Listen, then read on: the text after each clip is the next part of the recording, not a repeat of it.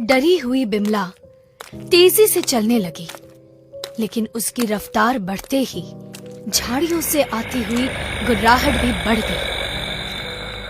बिमला ने पानी का मटका फेंक दिया और वो बस्ती की तरफ दौड़ने लगी, पर अचानक किसी अजीबोगरीब जानवर ने उस पर झपटा मारा। बिमला छूटने की जी तोड़ कोशिश करती रही, पर वो जानवर उसे झाड़ियों में खींच कर ले गया। सुनाई देती रही तो बस बिमला की चीखें और उसका दर्द में कराहना। आंखें देखो बिमला की, सूजन से कितनी फूल गई है। जरूर इसे बहुत दर्दनाक मौत आई होगी। सवाल ये है कि आखिर बिमला ही क्यों? हमने हीरामन के घर शौक नहीं जताया। यह हादसा होना ही नहीं चाहिए था। जरूर बिमला से कुछ गलती हुई है। सच बता भिवा, तुम कुछ जानते हो? उस रात आप सब लौट आई, सब अपने घर गए, तभी हीरामन का आदमी आकर बिमला से मिला। उसने ज्यादा पैसे दिए बिमला को। मैंने लाख मना किया, पर पैसों के लालच में बिमला ने एक न मानी। देर रात वो मोतीलाल के शव पर शोक जताकर ही लौटी। अब ये कहानी जल्दी खत्म नहीं होगी। बिमला अकेली तो नहीं गई होगी, और कौन था उसके साथ? बताओ, कौन गया था उसके साथ? उस रात बिमला के साथ कौन था? रुदालिया कभी अकेले शौक नहीं जताती। बिमला ने पैसों के लालच में अपने साथ और रुदालियों की जानें भी जोखिम में डाल दी थी। मोतीलाल की मौत के साथ शुरू हुआ ये चक्र अब कहां जाकर थमेगा, ये कोई नहीं बता सकता।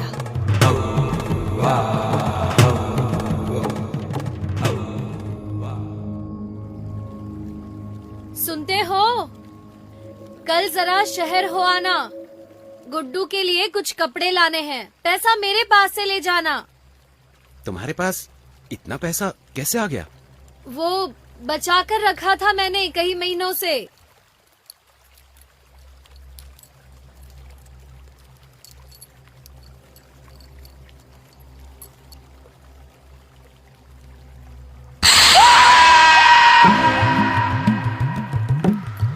नैना, नैना, बचाओ, बचाओ!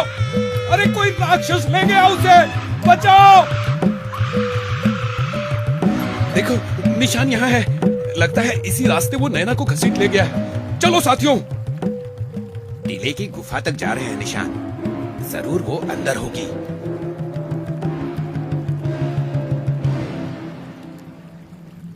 नैना, नैना।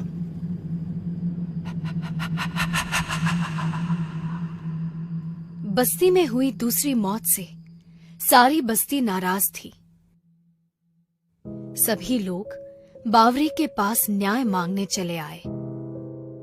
उनका कहना था कि बावरी के होते हुए बस्ती पर ये आंच कैसे आ सकती थी।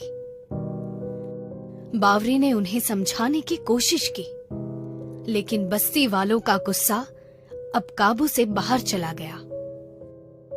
नैना की हालत देखकर बावरी भी अंदर से कांप उठी थी। बावरी जी, आप मुखिया हैं हमारी। इन सारे लोगों की सुरक्षा आपकी जिम्मेदारी है। अगर ऐसा ही चलता रहा तो हमें बस्ती छोड़कर कहीं और जाना होगा। कोई कहीं नहीं जाएगा। आप सब लोग शांत रहिए। मैं इसका हल ढूंढ कर रहूंगी। बस मेरी आपसे एक ही विनती है, कुछ दिन आप सभी जरा सतर्क रहिए। सूरज ढलने के बाद बाहर टहलना बंद कीजिए। यकीन मानिए, हम इस मुसीबत से जरूर बाहर निकलेंगे।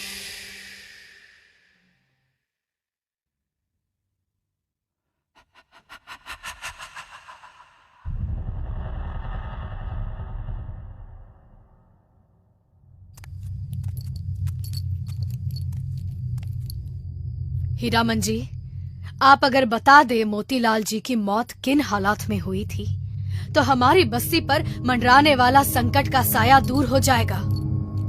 चली जा बावरी यहां से। हम तुम्हें कुछ बताना जरूरी नहीं समझते।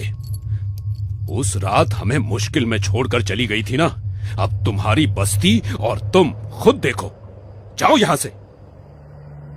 हीरामन जी, गलत फहमी छोड़ दीजिए।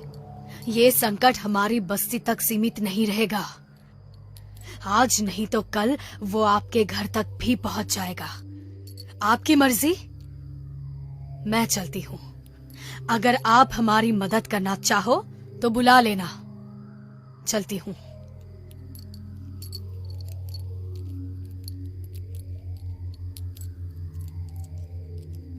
जैसे ही बावरी हीरामन के घर से निकल गई, हीरामन अंदर वाले कमरे में चला गया। हीरामन की माँ का देहांत हो गया था। हीरामन अपनी माँ के चेहरे को देखकर रोने लग गया।